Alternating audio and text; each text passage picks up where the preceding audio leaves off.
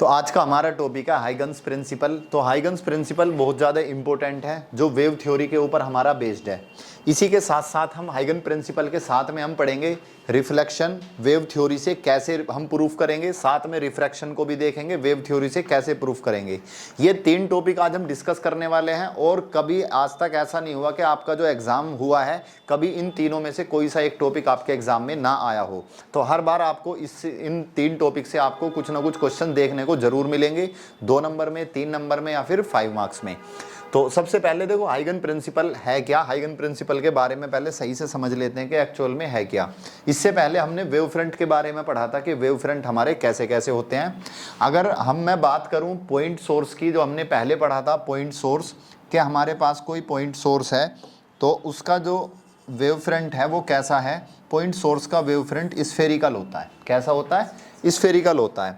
अब ये wave front है तो इसके ऊपर आपके इनफाइनाइट पॉइंट हैं, बहुत सारे पॉइंट। आप यहाँ से अगर काउंट करोगे यहाँ तक तो इनफाइनाइट पॉइंट होंगे, उनको हम काउंट नहीं कर सकते। तो सपोज करो मैंने कुछ चुनिंदा पॉइंट ले लिए कुछ जगह पर, ज़्यादा लूँगा तो फिर दिक्कत हो जाएगी एक साथ समझने में हमें उसको। तो मैंने यहाँ पर कुछ पॉइंट ले लिए 3।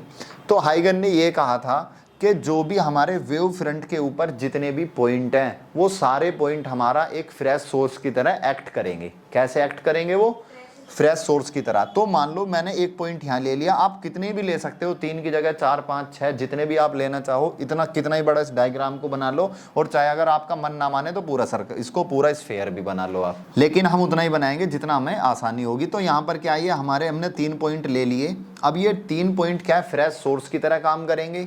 तो ये भी हमारे पॉइंट सोर्स है। जब पॉइंट है तो पॉइंट सोर्स होगा, तो इस पॉइंट सोर्स का भी यहाँ वेव फ्रंट बनेगा। इस पॉइंट सोर्स का भी क्या बनेगा, आपका वेव फ्रंट बनेगा।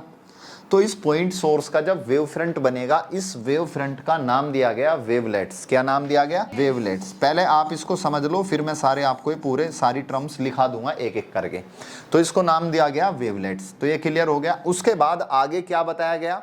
आगे ये कि जिस डायरेक्शन में हमारा वेव फ्रंट बनता जा रहा है, मान लो इस डायरेक्शन में जा रहा है, अगर मैं यहाँ पर इस सरफेस की एक टेंजेंट बना दूं, क्या बना दूं? टेंजेंट बना दूं। और यहाँ पर जो मेरा सरफेस बना है, जो टेंजेंशियली सरफेस बना है, ये मेरा होगा अगला वेव फ्रंट। क्या कहेंगे इसको हम?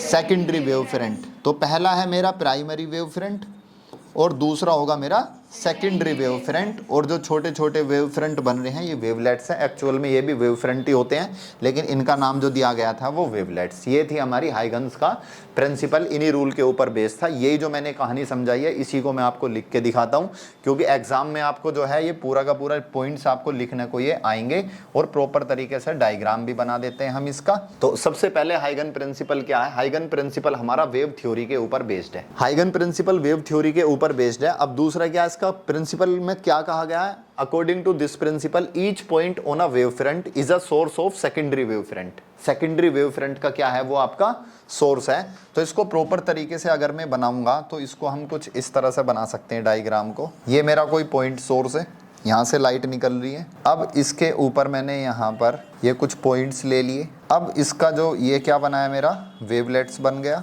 अब इस वेवलेट्स की मैं क्या बना देता हूँ, एक टेंजेंट बना देता हूँ। तो जो टेंजेंशियल सरफेस है ये है मेरा सेकेंडरी वेव फ्रंट। इनके नाम लिख लेंगे हम। इनके नाम, ये है मेरा primary wave front. Primary wave front. और प्राइमरी वेव फ्रंट पे जितने भी मेरे पॉइंट थे उनको वो फ्रेश सोर्स की तरह काम करा, उनसे क्या बना मेरा वेवलेट्स। तो इसको क्या बोलूँगा मैं? वेवलेट्स। और वेवलेट्स की जो मैंने टेंजेंट बनाई है इसको बोलूँगा मैं secondary wave front. Secondary wave front. अब ये मेरी लाइट यहाँ से जा रही है इस तरह से, सपोज करो आगे तक। अब ये आगे जाने के बाद ये सर्कल, ये जो मेरा मतलब स्फेरिकल है, स्फेयर इतना बड़ा होता चला जाएगा। मुझे बहुत काफ़ी दूर अगर मेरा सोर्स होगा तो मुझे प्लेन की तरह नज़र आएगा। इस बात को हमने पहले भी देखा था। अगर मेरा ये पॉइंट सोर्स ये काफ़ी ज़्यादा दूर है तो यहाँ तक आने में जो मेरा वेव फ्रंट बनेगा वो कैसा मुझे नज़र आएगा? वो प्लेन नज़र आएगा। जब मुझे प्लेन नज़र आएगा तो अब मैं इस प्लेन वाले के देखूँ किस तरह से वेवलेट्स बनेंगे। तो इस पर भी ये हमारे पॉइंट होंगे। इस पर मैंने 3 पॉइंट ले लिए। इस पर भी जब मैंने 3 पॉइंट ले लिए ये, तो यहाँ पर भी क्या है मेरा, ये वेवलेट्स बनेंगे। ये भी पॉइंट सोर्स हैं क्योंकि हमारे। अब अगर मैं इनकी भी टेंजेंट बना दूं तो मुझे क्या मिल जाएगा वहाँ से? सेकेंडरी वेव फ्रंट मिल जाएगा। क्या है ये? Secondary wave front. अच्छा, कभी कभी हम इधर भी बना सकते हैं, ऐसा नहीं है कि जी कि हम केवल इस तरफ ही बना दिए, तो केवल यही सेकेंडरी वेव फ्रंट है। ठीक है, इस तरफ भी बना सकते हैं हम इनको, कई बुक्स में आपको इस तरफ भी बना हुआ मिलेगा, तो उससे परेशान होने की ज़रूरत नहीं है। इनके नाम लिखना चाहो ABCDEFG, कुछ भी नाम लिखना चाहो नाम लिख दो, वैसे नाम ना लिखो, इस तरह से दिखा दो, ज़्यादा बेटर है कि यहाँ पर सारी चीज़ें हमने इसमें दिखा दी हैं। तो ये क्या है हमारा सेकेंडरी वेव फ्रंट, क्या है ये हमारा सेकेंडरी वेव फ्रंट, और ये क्या है हमारे ये वेवलेट्स हो गए, और ये हमारा क्या है प्राइमरी वेव फ्रंट। ये क्या है, इसको अगर मैं यहाँ पर दिखा दूँ, ये क्या है मेरा प्राइमरी। ये डायग्राम आप जरूर बना के आओगे जब भी हाइगन प्रिंसिपल के बारे में पूछा जाए आपसे, तो ये हो गया प्राइमरी वेव फ्रंट। ये डायग्राम आपको इस तरह से NCERT बुक वगैरह में काफ़ी में मिलेंगे देखने को। अब जो ये बातें हमने बताई हैं, जो ये रूल्स हैं, ये सारे के सारे रूल्स अब देखते हैं हम यहाँ पर ये रहे। तो ये जो प्रिंसिपल है इन रूल्स के ऊपर बेस्ड है। This principle is based on these rules. पहला रूल क्या है, पहला रूल यही था जो आपको बातें बताई हैं, each point on a wave front. ये वेव फ्रंट था, इस पे जितने भी पॉइंट हैं, each point on a wave front act as a fresh source. तो each point on a wave front act as a fresh source of new disturbance. जो नई डिस्टर्बेंस बनेगी उसके लिए क्या काम करेगा, ये आपका फ्रेश सोर्स का, और जो नई डिस्टर्बेंस बनेगी आर कॉल्ड सेकेंडरी वेवलेट्स। क्या कहते हैं उनको हम, सेकेंडरी वेवलेट्स। दूसरा पॉइंट क्या है, जो ये सेकेंडरी वेवलेट्स हैं ये ट्रेवल करेंगे in all direction with the speed of light. जो ये सेकेंडरी वेवलेट्स बनेगी, यानी कुल मिला के ये है जो मेरा ये जो पॉइंट है, इस पॉइंट से भी जो रोशनी निकलेगी, जो लाइट निकलेगी, वो स्पीड ऑफ लाइट के इक्वल होगी उसकी भी। ठीक है, तो जो वेवलेट्स ऐसे बनते जाएंगे ना, ये ऐसे बनते जाएंगे वेवलेट्स, उससे जाती रहेगी, तो ये वेवलेट्स भी जो बनेंगे हमारे स्पीड ऑफ लाइट की स्पीड से ही बनते जाएंगे चारों डायरेक्शन में। उसके बाद क्या, अगर मैं एक सरफेस बना दूं सेकेंडरी वेवलेट्स को जो टच करता हुआ जाए, a touching surface, these secondary wavelets tangentially, जो सेकेंडरी वेवलेट्स को टेंजेंशियली क्या करेगा, टच करेगा। और एक सरफेस में बना दूं, टचिंग सरफेस मैंने बना दिया, तो वो भी कौन सी डायरेक्शन में, फॉरवर्ड डायरेक्शन में। कौन सी डायरेक्शन में, फॉरवर्ड डायरेक्शन में। तो वहां से क्या है, मुझे जो है सेकेंडरी वेव फ्रंट मिल जाएगा। क्या मिलेगा मुझे, सेकेंडरी वेव फ्रंट। यही बातें हमने देखी थी, यही बातें हमने लिख ली हैं। तो हाइगन प्रिंसिपल की 3 बातें हैं, कौन कौन सी हैं। सबसे पहली चीज़ क्या है कि जो भी हमारा प्राइमरी वेव फ्रंट होगा उस पर जो भी पॉइंट होंगे वो सारे के सारे फ्रेश सोर्स का काम करेंगे, और वो सारे फ्रेश सोर्स क्या है, सेकेंडरी वेवलेट्स बनाएंगे। और जो सेकेंडरी वेवलेट्स बनेंगे सभी डायरेक्शन में बनते हैं, वो स्पीड ऑफ लाइट के इक्वल। उनकी स्पीड क्या है, लाइट ऑफ स्पीड के बराबर होगी। अगर मैं उन सेकेंडरी वेवलेट्स का एक टचिंग सरफेस बना दूं टेंजेंशियली, टचिंग सरफेस अगर मैं बना दूं कैसा, टेंजेंशियली, तो उससे क्या मिलेगा मुझे, सेकेंडरी वेव फ्रंट मिलेगा। यहां तक क्लियर। ये था हमारा हाइगन प्रिंसिपल, यहां हो गया कंप्लीट। अब इसके बाद देखते हैं हमें रिफ्लेक्शन प्रूफ करना है वेव थ्योरी के हिसाब से। किसके हिसाब से, वेव थ्योरी के हिसाब से। तो रिफ्लेक्शन इसके अंदर क्या है, रिफ्लेक्शन को हम प्रूफ करेंगे वेव थ्योरी के हिसाब से। बहुत ही ज़्यादा इंपॉर्टेंट है रिफ्लेक्शन भी और रिफ्रैक्शन भी। जैसे हाइगन प्रिंसिपल उतना इंपॉर्टेंट नहीं है, हालांकि वो भी बहुत ही एग्जाम में आता है, लेकिन हाइगन प्रिंसिपल के साथ में ये रिफ्लेक्शन और रिफ्रैक्शन को ऐड कर देते हैं, या फिर वेव फ्रंट के साथ में रिफ्लेक्शन और रिफ्रैक्शन को ऐड कर देते हैं। ऐसे नहीं कि सिंगल सिंगल आपसे पूछे जाते हैं। तो अब हमें रिफ्लेक्शन हमने क्या पढ़ा था, पहले रिफ्लेक्शन के बारे में थोड़ा समझ लेते हैं, जो हमें पहले ये तो पता चले प्रूफ क्या करना है। हमने रिफ्लेक्शन ये पढ़ रखा है अब तक कि कोई हमारे पास लाइट आई, ये नॉर्मल बना दिया, टकराई, टकराने के बाद ऐसे चली गई, और ये एंगल आई किसके बराबर होता है, आर के। एंगल आई किसके बराबर, एंगल आर के। अगर मैं इस बात को प्रूफ कर दूं तो इसका मतलब मैंने लॉज ऑफ रिफ्लेक्शन को प्रूफ कर दिया। लेकिन मैं प्रूफ कैसे करूंगा, वेव थ्योरी के हिसाब से, जो हाइगन की वेव थ्योरी है। तो वेव थ्योरी के हिसाब से मैं इसको प्रूफ करूंगा कि एंगल आई मेरा किसके बराबर है, एंगल आर के। अगर ये प्रूफ हो गया तो मेरा रिफ्लेक्शन प्रूफ हो गया। ठीक है, इसके लिए क्या है, देखो सबसे पहले मैं एक सरफेस बनाता हूं, रिफ्लेक्टिंग सरफेस। ये मेरा एक रिफ्लेक्टिंग सरफेस है। एक लाइट आई, ये टकराई, यहां पर जिस पॉइंट पे टकराएगी वहां पर हम एक नॉर्मल बनाएंगे, ये नॉर्मल है। अब टकराने के बाद ये उतने ही एंगल पे ऐसे चली जाएगी। ये बात तो क्लियर होगी बिल्कुल। जिस एंगल पे आके टकराती है उसको एंगल ऑफ इंसिडेंस कहा जाता है, एंगल आई।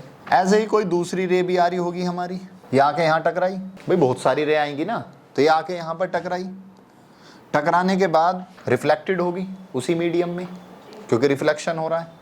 यहाँ भी हमने क्या बनाया, नॉर्मल। अब इसको समझते हैं ढंग से।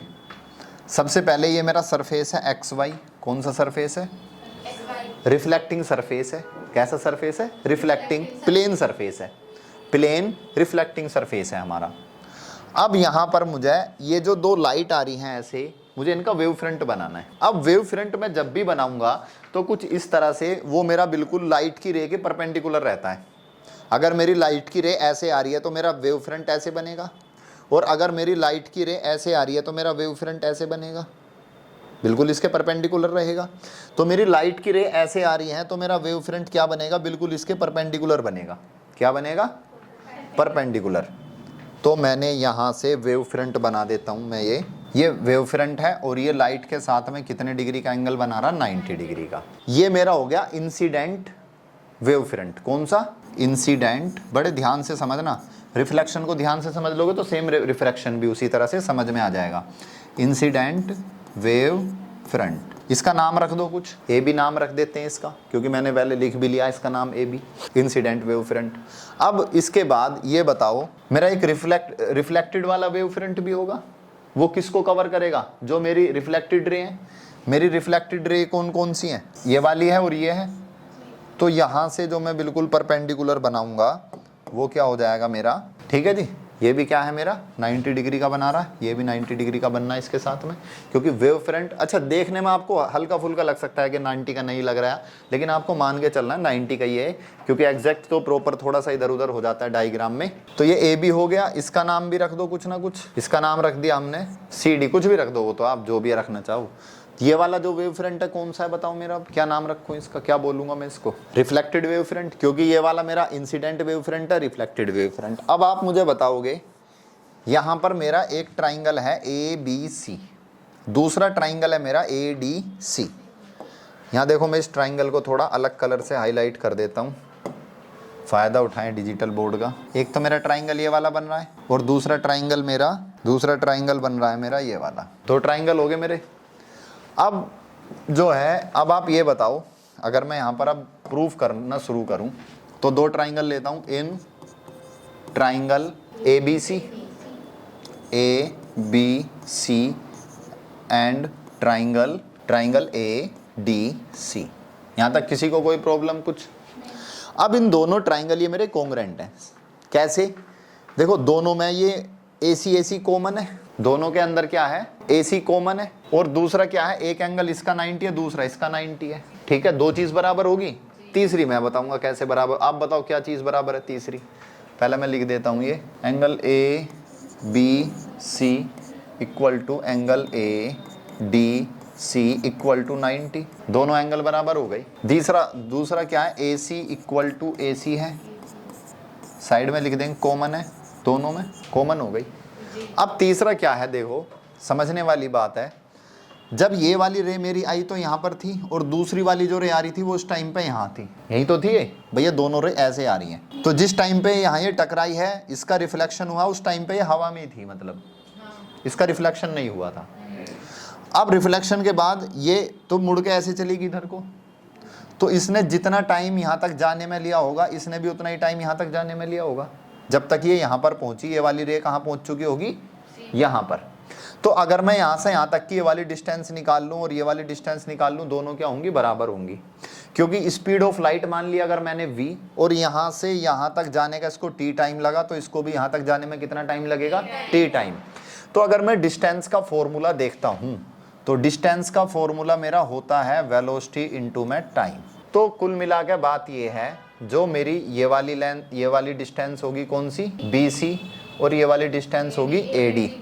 तो AD equal to BC equal distance travelled by light. तो भैया सेम ही डिस्टेंस ट्रेवल करेगी ना t टाइम में, चाहे आप रिफ्लेक्शन के बाद की देख लो चाहे पहले की देख लो। अब तीन चीज बराबर हो गई, और जब तीन चीज बराबर हो जाती हैं तो ट्राइंगल क्या हमारे? कॉन्ग्रुएंट हो गए। तो हम लिख सकते हैं ट्राइंगल ABC कॉन्ग्रुएंट है किसके? ट्राइंगल ADC के। कौन सी प्रॉपर्टी लगी है इसमें? दो साइड बराबर, एक एंगल बराबर, side angle side by side angle side. हालांकि इतना कुछ लिखने की जरूरत नहीं आपको, बाय एंगल साइड या जो भी है इतना लिख दोगे बस, क्या है? कॉन्ग्रुएंट है। अब जब ये दोनों कॉन्ग्रुएंट हो गए, अब क्या इनके एंगल भी आपस में बराबर हो जाएंगे? अब इनके एंगल देख लेते हैं, वो हमने बनाए नहीं, अब बनाते हैं इनके एंगल। ये मेरा एंगल कितना है i, incident angle, angle of incidence कितना मेरा आई। अब ये मेरा क्या है, वेव फ्रंट है, वेव फ्रंट और इंसिडेंट रे के बीच का एंगल कितना 90 डिग्री। तो इसको थोड़ा सा ऐसे समझो, ये नॉर्मल, ये है मेरा वेव फ्रंट, तो वेव फ्रंट के बीच का एंगल कितना है 90 डिग्री, कितना है 90। ये वाला मेरा आई है, तो ये कितना होगा 90 माइनस आई। तो कुल मिलाकर ये वाला जो एंगल है मेरा कितना हो गया, ये 90 माइनस आई। अब आ जाओ आप जरा ध्यान से, अब मैं आ जाता हूँ इस वाली लाइन से, नॉर्मल और ये वाली लाइन। अब ये पूरा मेरा ये वाला पूरा एंगल कितना है 90, ऊपर वाला 90 माइनस आई है, तो ये कितना हो जाएगा, ये वाला, ये आई नहीं हो जाएगा। अरे पूरा 90 है, इसमें से इसको हटा दो 90 माइनस, ऐसा देख लो आप, ये पूरा 90 था, उसमें से किसको हटा दूं, ऊपर वाले को। 90 माइनस आई को अगर आप हटाओगे तो 90 माइनस 90 प्लस आई कैंसिल, तो आई बचा। जब ये पूरा 90 है, ये वाला आई होगा, तभी तो 90 माइनस आई होगा ये वाला भी। तो अगर ये आई है तो ये वाला भी कितना हो जाएगा मेरा आई। सिमिलरली ये यहाँ गई, तो ये वाला एंगल कितना होगा आर, आर होगा, तो जी ये वाला भी एंगल कितना हो जाएगा आपका आर। अब क्या होगा, जब ये मेरे दोनों ट्राइंगल क्या हैं, दोनों ट्राइंगल कोंग्रेंट हैं ये, तो इनके एंगल भी तो बराबर हो जाएंगे भाई। इस वाले ट्राइंगल का ये वाला एंगल आर और इस वाले ट्राइंगल का आई वाला एंगल क्या है मेरा, बराबर है। तो हम लिख सकते हैं इसको, इस वाले एंगल का नाम क्या है, इसका ले लो B C A, angle B C A equal to, और इस वाले एंगल का नाम डी सी ए, डी सी ए। तो बी सी ए वाला एंगल कौन सा आर, और ये वाला कितना है हमारा आई, तो एंगल आर बराबर एंगल आई, या फिर हम ये भी लिख सकते हैं angle I equal to angle R. यही तो था हमारा लॉज ऑफ रिफ्लेक्शन, ठीक है। तो यहाँ पर हमने एंगल आई आर के बराबर प्रूफ कर दिया। तो हम ये कह सकते हैं incident angle is equal to the reflected angle, या angle of incidence, angle of incidence is equal to the angle of reflection. This is called laws of reflection, ठीक है। ये हमने प्रूफ कर दिया पूरा, बस। अच्छा, दूसरा क्या, हमने ये भी देखा होगा आपने कभी, अगर आप लिखना चाहो, वैसे कि हालांकि इतना ज़्यादा आता नहीं है, आई इक्वल टू आर ही प्रूफ करने को आता है। कभी कभी अगर मान लो आई जाए, आपकी किस्मत ज़्यादा ख़राब है, तो दूसरा हमने लॉज ऑफ रिफ्लेक्शन में ये भी देखा था कि incident ray, normal ray and reflected ray are lie in same plane. तो सेम प्लेन में कैसे होंगी ये, देखो वो भी अगर आप समझना चाहो। मेरे पास ये सरफेस है, ऐसा है, ये काफ़ी ऐसा सरफेस जैसे कोई बुक होती है, ऐसे है। अब इस पे मेरी रे आई, ऐसे टकराई और टकराई ऐसे और ऐसे चली गई, ऐसे टकराई और ऐसे चली गई।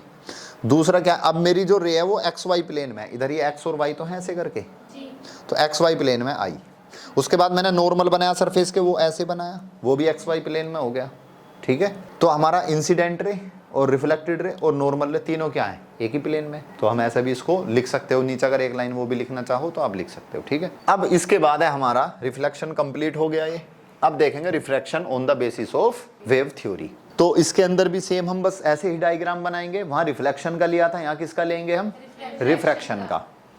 तो सबसे पहले मैं एक्स वाई सरफेस ले लेता हूँ एक, ये मेरा कोई एक्स वाई सरफेस है। अब मेरी कोई लाइट आई, ये नॉर्मल आपने बना दिया यहाँ, और टकराने के बाद ये ऐसे चलेगी। ये मेरे पास दो मीडियम है यहाँ, एक मीडियम 1 है। अच्छा, दूसरी लाइट आएगी मेरी, ये कोई दूसरी लाइट आ रही है, ठीक है। और ये टकराने के बाद दोनों पैरेलल ही जाएंगी, है ना, ऐसा बनाना इनको, क्योंकि मीडियम सेम है, रे सेम है, तो जितने एंगल पे ये बैंड होगी उतनी एंगल पे ये वाली बैंड होगी। तो यहाँ नॉर्मल बना दिया हमने, ये ऐसे चलेगी, ठीक है। अब ये दो मीडियम है, ये वाला क्या है मेरा मीडियम 1, और ये क्या है मीडियम, ये रेयर है, ये डेंसर है। कभी कभी रेयर से डेंसर भी लिख के दे देगा कि रिफ्रैक्शन बताओ रेयर से डेंसर, तो कन्फ्यूज नहीं होना, रेयर और ये क्या है मेरा डेंसर, ठीक है। इसमें वेलोसिटी कितनी है, v1 है, और इसमें वेलोसिटी कितनी है, v2 है। अलग अलग वेलोसिटी होगी हमारी। अब मुझे क्या वेव फ्रंट बनाना है, इंसिडेंट वेव फ्रंट बनाएंगे अब हम। तो बताओ कहाँ बनाऊंगा मैं इंसिडेंट वेव फ्रंट, यहाँ पर, ये बिल्कुल इसके परपेंडिकुलर। ये क्या हो गया मेरा A B, incident wave front हो गया। क्या हो गया ये, इंसिडेंट वेव फ्रंट। जैसे वहाँ पढ़ा था सेम वैसी हो जाएंगी। अब क्या बनाएंगे, रिफ्रैक्टेड वेव फ्रंट। क्या होगा हमारा रिफ्रैक्टेड वेव फ्रंट, कहाँ होगा, तो ये वाला क्या है मेरा रिफ्रैक्टेड वेव फ्रंट। ये एंगल कितना है 90 डिग्री, भाई लाइट के और वेव फ्रंट के बीच में एंगल कितना होता है 90 डिग्री परपेंडिकुलर होते हैं। वैसे ये लाइट आ रही है, इनके बीच में भी एंगल कितना होगा 90 डिग्री। इसका भी नाम रख दो कुछ, ये क्या है सी डी नाम रख दिया हमने, ठीक है। तो अभी हमने यही बातें कंसीडर करके लिखी हैं। Consider a plane wave front, कैसा है प्लेन वेव फ्रंट है ए बी, जो इंसिडेंट हो रहा है कौन से सरफेस पर एक्स वाई पर। एक्स वाई कैसा सरफेस है रिफ्रैक्टिंग सरफेस है। और ये हमारा सरफेस जो है दो मीडियम को सेपरेट कर रहा है, मीडियम 1 और मीडियम 2। मीडियम 1 हमारा रेयर है और मीडियम 2 हमारा डेंसर है। मीडियम 1 और 2 लिख दिए। इनके अंदर जो वेलोसिटी है हमारी दोनों मीडियम के अंदर लाइट की v1 और v2 है, ये बात हमने लिखी है। अब इसके अंदर भी हम क्या करेंगे, ट्राइंगल्स लेंगे। सबसे पहले हम एंगल बना लेते हैं। अब मुझे ये पता होना चाहिए रिफ्रैक्शन क्या है। जैसे हमने वहां देखा था I = R हमें प्रूफ करना है, पता है। तो हमें रिफ्रैक्शन के अंदर प्रूफ करना होता है Snell's law, mu = sin I upon sin R। पढ़ा हो आपने, 10वीं क्लास में पढ़ा होगा और उसमें भी कभी पहले भी पढ़ा होगा आपने। तो हमें प्रूफ करना है sin I अपॉन में sin R। अगर ये बात प्रूफ हो जाए तो स्नेल्स लॉ प्रूफ हो गया, मतलब रिफ्रैक्शन आपने प्रूफ कर दिया वेव थ्योरी के हिसाब से।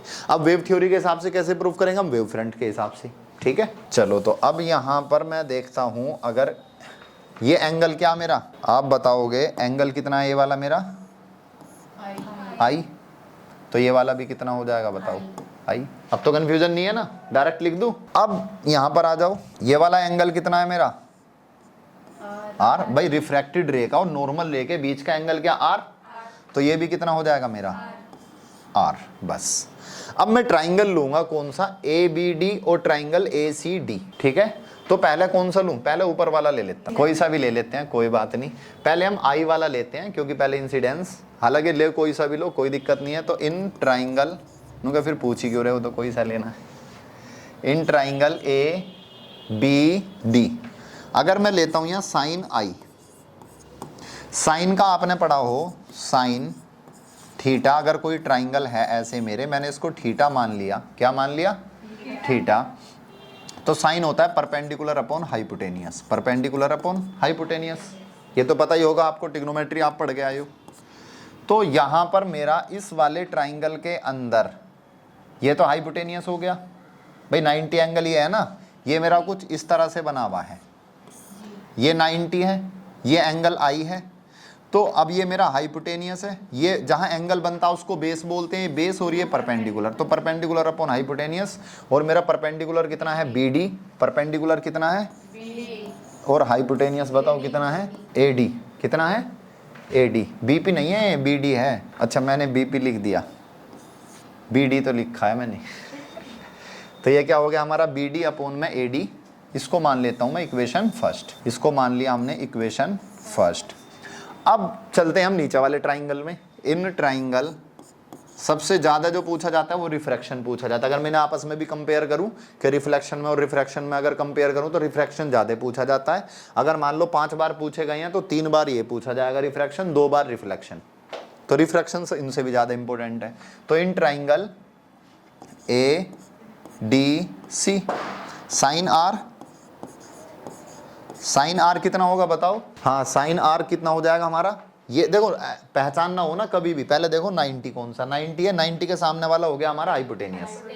तो डिवाइड में तो हाइपोटेनियस आना ही आना, पहले वो ही लिख दो, क्या आ गया ए डी। अब ऊपर क्या आएगा परपेंडिकुलर, जो एंगल के साथ वाला ये बेस हो गया और जो दूसरा वो क्या हो गया हमारा परपेंडिकुलर, कितना हो गया हमारा ए सी। तो ए सी अपॉन में ए डी। अब हमें तो स्नेल्स लॉ के अकॉर्डिंग साइन आई अपॉन साइन आर चाहिए, तो मैं उसी को देख करके उसी को ध्यान में रखते हुए इक्वेशन फर्स्ट को डिवाइड कर देता हूँ सेकंड से। तो equation first divide by equation second. तो जब आप इसको डिवाइड करोगे तो आप ये बता दो मुझे बड़े ध्यान से, ये क्या आएगा साइन आई अपॉन में साइन आर इक्वल टू ये वाली वैल्यूज आएंगी बी डी अपॉन में ए डी, साइन आर की वैल्यू ए सी अपॉन, देखना कुछ कैंसिल तो नहीं हो रहा इसमें, कैंसिल हो गया। तो मैं साइन आई को अगर किसी को समझ में आ गया तो मैं ये लिख सकता हूँ साइन आई upon sine r B D upon में ए सी। अब मैं बी डी की, अगर आपको कोई प्रॉब्लम ना हो तो बी डी की डिस्टेंस निकाल लूँ, वेलोसिटी इनटू टाइम। यहाँ पर वेलोसिटी कितनी है v1 और टाइम कितना है t, तो ये डिस्टेंस कितनी हो जाएगी v1 इंटू टी। वैसे ही मैं यहाँ पर भी निकाल लूँ किसकी, AC वेलोसिटी है v2 इंटू में t। तो कुल मिला के मेरी BD की वैल्यू हो गई v1 इंटू में t अपॉन में v2 इंटू में t। अब t से मेरा देखना t कट गया, तो साइन i अपॉन में sine r equal to v1 upon में v2। और v1 अपॉन v2 क्या होता है मेरा, रिफ्रैक्टिव इंडेक्स। रिफ्रैक्टिव इंडेक्स होता नहीं होता म्यू, तो मैं इसको क्या लिख सकता हूँ, म्यू। तो यही तो मुझे रिफ्रैक्टिव इंडेक्स हमने पढ़ा था, जहाँ से लाइट जा रही है जिस मीडियम में जा रही है, जहाँ से जाएगी वो ऊपर, जिस मीडियम में जाएगी वो नीचे, उसके रेस्पेक्ट में। तो v1 अपॉन v2 क्या हो गया हमारा, रिफ्रैक्टिव इंडेक्स ही हमारा हो चुका है। तो कुल मिला के मैं यहाँ पर इसको लिख सकता हूँ, अगले पेज पे लिख दूँ, तो साइन i अपॉन में साइन r इक्वल टू क्या हो गया, म्यू। क्योंकि v1 अपॉन v2 किसके बराबर है, म्यू के। और म्यू क्या है मेरा यहाँ पर, रिफ्रैक्टिव इंडेक्स। Refractive index. अब क्वेश्चन के अंदर अगर आपको पहले ही बोल दे वो कि वेलोसिटी है हमारी, कुछ भी बोल दो, वेलोसिटी उसने बोल दिया W1 W2 है, तो आपको फिर W1 W2 ही लेनी है। अगर उसने रिफ्रैक्टिव इंडेक्स बोल दिया n है, तो आपको n ही लेना है, ठीक है। वो क्वेश्चन में थोड़ा बहुत चेंज करते हैं, मैं क्वेश्चन अभी आपको दिखाऊंगा कैसे कैसे चेंज करते हैं। तो ये हमारा प्रूफ होके आ गया, this is called Snell's law. क्या कहा जाता है इसको, स्नेल्स लॉ। तो यहाँ पर हमारा ये प्रूफ हो चुका है, refraction on the basis of wave theory. तो यहाँ पर हमने 3 टॉपिक कंप्लीट करे हैं अपने, हाइगन प्रिंसिपल, रिफ्लेक्शन और रिफ्रैक्शन। अब देखते हैं इसके क्वेश्चन कैसे एग्जाम में पूछे गए हमारे। तो एग्जाम में क्वेश्चन पूछे गए, देखो, हाइगन प्रिंसिपल ऑफ सेकेंडरी वेवलेट्स में बी यूज टू। जो सेकेंडरी वेवलेट्स हैं उनका हम किस लिए यूज करते हैं, उसका यूज होता है नए वेवफ्रंट की पोजीशन के लिए। तो यहाँ पर आंसर होने वाला है कौन सा, आपका आंसर होने वाला है हमारा सी, के इसका काम क्या, find the new position of a wave front. क्योंकि देखो, अगर आप ऑप्शन एलिमिनेट भी करते हो तो फोटो इलेक्ट्रिक इफेक्ट के अंदर तो वेव फ्रंट का कोई रोल है नहीं, ये कैंसिल। ये वेलोसिटी भी नहीं बताएगा वैक्यूम में आपकी, और ना ही पार्टिकल का ये जो है बिहेवियर बताएगा लाइट के पार्टिकल का। तो एक ही ऑप्शन बचता है यहाँ पर आपका सी। थोड़ा सा भी दिमाग लगाओगे तो ये काम आपका हो जाएगा। अगले 4 क्वेश्चन है बिल्कुल सेम, जो आपको 3 टॉपिक पढ़ाए उनसे देखो सारे क्वेश्चन है। पहला क्वेश्चन ध्यान से देखना, so the refraction of light. जहां वर्ड पकड़ में आ गया रिफ्रैक्शन तो समझ जाओ रिफ्रैक्शन प्रूफ करना है, of light wave at plane interface using हाइगन principle and prove Snell's law. सारी बात समझ में आ गई। स्नेल्स लॉ प्रूफ करना है। स्नेल्स लॉ भी ना लिख के दे तो रिफ्रैक्शन लिख के दे रहा, CBSE 2025 में पूछा गया है, ठीक है। अगला क्वेश्चन देख लो, स्टेट हाइगन principle using it, draw a diagram showing the details of a passage of plane wave from a denser to rare medium. Denser to rare medium. अब डेंसर से जब रेयर में जाओगे तो रिफ्रैक्शन ही होगा, रिफ्लेक्शन तो होगा नहीं। रिफ्रैक्शन होगा तो बस जो डायग्राम हमने अभी बनाया था उसका आप रिवर्स करके बना दो, डेंसर टू रेयर कर दो उसको। क्या कर दो, डेंसर टू रेयर। तो इस तरह से हल्का फुल्का घुमा फिरा के पूछते हैं। 11वां क्वेश्चन देखो ये वाला, define a wave front. Define a wave front को आपको डिफाइन करना है। 7 में an incident plane wave falls on a convex lens of get refracted. ये तो हमने लास्ट क्लास में कर लिया, वही क्वेश्चन है सेम, ये वेव फ्रंट का इसमें। अच्छा 12वां क्वेश्चन देख लो, स्टेट हाइगन principle with the help of a diagram so how a plane wave is reflected a surface. कैसे हमारी एक प्लेन वेव रिफ्लेक्ट होगी सरफेस से, और आपको वेरीफाई करना है लॉ ऑफ रिफ्लेक्शन। समझ में आ गया। इस तरह से CBSE 2023 में आपका पूछा गया है। अगला क्वेश्चन देख लो, 15वां क्वेश्चन है 3 मार्क्स में कैसे पूछे गए, जिससे आपको अंदाजा सा हो जाएगा कैसे पूछे गए ये। तो 3 मार्क्स वाला देख लो, सबसे पहले पहला ही देख लो आप, plane wave front propagate in a medium of refractive index. जहां ऐसी सी भाषा आ जाए ना बच्चा कंफ्यूज हो जा, μ1 के हमारा जो प्लेन वेव फ्रंट है प्रोपोगेट कर रहा है, जा रहा है कौन से मीडियम में, μ1 में। जो ऊपर वाला था वो μ1 वाला है, ठीक है। रेयर की बात हो रही है। Is incident on a plane surface making an angle of incidence I। मतलब उसी बात को बस लिख रखा है, एंगल I बना रहा है। It enters into a medium, another medium, जिसका रिफ्रैक्टिव इंडेक्स क्या है, μ2। उसका रिफ्रैक्टिव इंडेक्स क्या है, μ2। जो हमने रेयर और डेंसर माना था, तो रेयर वाला कोई भी आपका मीडियम हो सकता है, वहां पर उसका आपका रिफ्रैक्टिव इंडेक्स क्या μ1 है और दूसरे वाले का μ2, और नीचे वाला जो है आपका μ2 है उसका रिफ्रैक्टिव इंडेक्स ज्यादा है। तो कुल मिलाकर रेयर और डेंसर वाला ही केस है ये। उसके बाद यूज हाइगन construction for secondary wavelets to trace the refracted wave front, hence verify Snell's law of refraction.